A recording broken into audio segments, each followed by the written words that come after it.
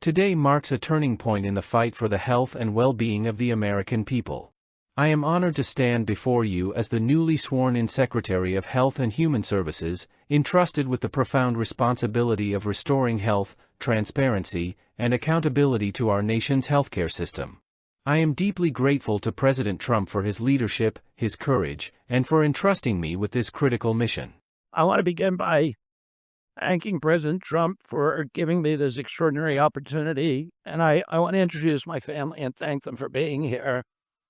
My wife Cheryl, my cousin Anthony Shriver, my daughter Kik, my other daughter Kira, Catalina Shriver, Joey Shriver, Jackson Hines, and Amaryllis Kennedy. Oh, and I want to thank all of you for your support and throughout this whole 2.5-year journey. First time in this Oval Office was in 1961, and I came here to meet or 1962. I came here and I had a meeting with my uncle, who was president, and where we talked about the environment. He was involved deeply, as we all know, in restoring physical fitness in this country. He challenged at one point during his administration, he challenged Americans to do a 50-mile walk, which I ultimately did. But I remember the day that my father completed his walk. We were staying up at Camp David, and my father came in after 18 hours walking on the C&O towpath with his feet bleeding and blisters on them. My father had one of his best friends was Al Lowenstein. And Al Lowenstein ultimately was a congressman from New York who was assassinated himself in 1980. But Al Lowenstein had started the Dump Johnson movement to get rid of President Johnson and end the Vietnam War. And at the time that he started it, people just thought it was a fool's errand. And ultimately, he asked my father to run for president against Johnson. My father wouldn't do it at that time, and he asked Gene McCarthy. McCarthy did it, and he joined that campaign. And my father ultimately ran, and Johnson then dropped out. So Al Lowenstein succeeded.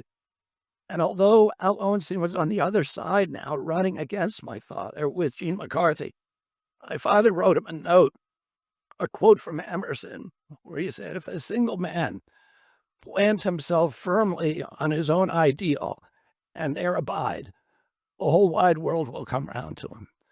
For 20 years, I've gotten up every morning on my knees and prayed that God would put me in a position where I can end the childhood chronic disease epidemic in this country.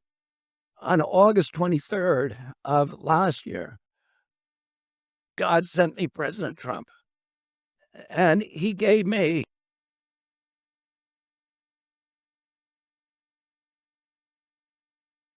he's now given me, he's kept every promise that he's made to me. He's kept his word in every account and gone way beyond it. I'm so grateful to you, Mr. President. A lot of people told me that I couldn't trust President Trump. I better get it in writing. And we did a handshake, and everything that he told me he was going to do, he has done. And I'm so grateful to him. And I've told you before, I genuinely believe that you are a pivotal historical figure, and you are going to transform this country at a time when we see all of the indicia of democracy now in tatters in our country. We see the rise of the military-industrial complex, the rise of totalitarianism, these attacks on our Constitution, and this breathtaking epidemic that is disabling our people. President Trump has promised to restore the American dream in this country. A healthy person has 1,000 dreams. A sick person only has one. 60% of our population has only one dream, that they get better.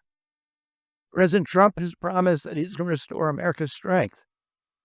But we can't be a strong nation if we have a weak citizenry. If people are sick, 60% of our people are sick, 77%. As President Trump mentioned, of our children cannot qualify for military service. And we need a man on a white horse now. We need somebody who is willing to come in and has the spine and the guts and the strength to challenge orthodoxies, to stand in the way of vested interests, and to break institutions that have turned against our democracy. President Trump has shown again and again that he is that hero. And most recently, I greatly appreciate, and I called you the day that you announced the termination of USAID.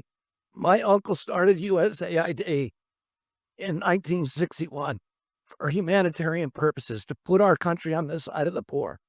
It has been captured by the military-industrial complex. It has become a sinister propagator of totalitarianism and war across the globe. And very few people understand how sinister this agency really is. And President Trump saw that, and he stood up to it with a masterstroke. And we want to do the same thing with the institutions that are stealing the health of our children. We need a revolutionary figure, and you are that figure, and I'm very grateful for you for giving me this opportunity. I want to recognize some of the allies that I've had in this battle for a long time were Senator Rand Paul, Senator Ron Johnson, Senator Roger Marshall, Marjorie Taylor Greene, and Buddy Carter, who've all been champions of the MAHA agenda before I even came along.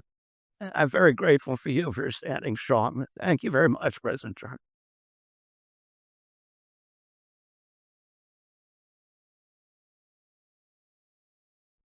For 20 years, I have begun each morning on my knees, praying that God would place me in a position to end the epidemic of childhood chronic disease in this country. On August 23rd of last year, God answered that prayer by sending me President Trump. His unwavering commitment to the American people, his willingness to challenge entrenched interests, and his drive to break through bureaucratic inertia have made this moment possible. My journey into public service is deeply rooted in my family's history. I first stepped into the Oval Office in 1962 to meet my uncle, President John F. Kennedy, who spoke passionately about environmental conservation and physical fitness. His commitment to the health of our citizens was a cornerstone of his presidency. My father, Senator Robert F. Kennedy, embodied that same spirit of service, dedicating his life to advocating for justice and the well-being of every American. Today, I stand here to continue that mission, guided by the principles of integrity, accountability, and an unwavering commitment to the truth. Our nation faces a crisis of health. Over 60% of Americans suffer from chronic illnesses. A healthy person has 1,000 dreams, but a sick person has only one: to get better. We cannot ignore the toll that chronic diseases, mental health struggles, and corporate influence in healthcare have taken on our people. President Trump understands this reality, which is why he has established the Make America Healthy Again Commission, which I am honored to chair. This commission will investigate and address the root causes of our declining health, particularly the epidemic of childhood chronic disease. Transparency and accountability. The American people deserve to know the truth about what they consume and how it affects their health. We will advocate for clear labeling of food ingredients, increased disclosure of vaccine efficacy and potential side effects, and broader public access to health-related data. Combating chronic disease. Our policies will prioritize reducing autoimmune disorders, allergies, and other chronic conditions. We will work tirelessly to ensure that children can grow up in a country where their health is protected from harmful influences. Mental health awareness. A nation cannot be strong if its people are mentally and emotionally unwell. We will develop policies that integrate mental well-being into our broader health initiatives, improving access to care and support systems.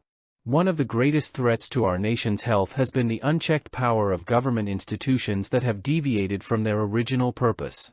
Agencies such as USAID, which was initially created for humanitarian efforts, have become tools for entrenched interests that do not serve the American people. President Trump has recognized this and has taken bold steps to restore these agencies to their rightful roles. I intend to do the same within our healthcare system, ensuring that our institutions prioritize the health of the people over corporate profits and bureaucratic stagnation. To my allies in this fight, Senators Rand Paul, Ron Johnson, Roger Marshall, Representatives Marjorie Taylor Greene, and Buddy Carter, I thank you for your unwavering commitment to this cause. To those who question this mission, I welcome your scrutiny, as I believe that rigorous debate strengthens our democracy and ultimately leads to better policy. Despite opposition from some within the establishment, including Senate Minority Leader Mitch McConnell, who was the sole Republican to vote against my confirmation, I remain committed to the principles that have brought us to this moment. My goal is not to eliminate vaccines but to ensure that the American people have access to complete and transparent information. The health of our citizens should never be compromised by secrecy or corporate influence. This appointment is not merely about reforming policy, it is about restoring trust in our institutions and giving Americans control over their own health. President Trump has shown remarkable vision and courage in recognizing the need for this transformation, and together, we will challenge the status quo to build a healthier, stronger, and more independent America. We stand at the threshold of a new era in American healthcare, one where personal responsibility, transparency, and genuine care for public well-being take precedence over profit and politics. Thank you, Mr. President, for your trust, your leadership, and your determination. To the American people, I pledge my unwavering commitment to this mission. The fight for our health is just beginning, and with God's guidance, we will prevail. May God bless you, and may God bless the United States of America.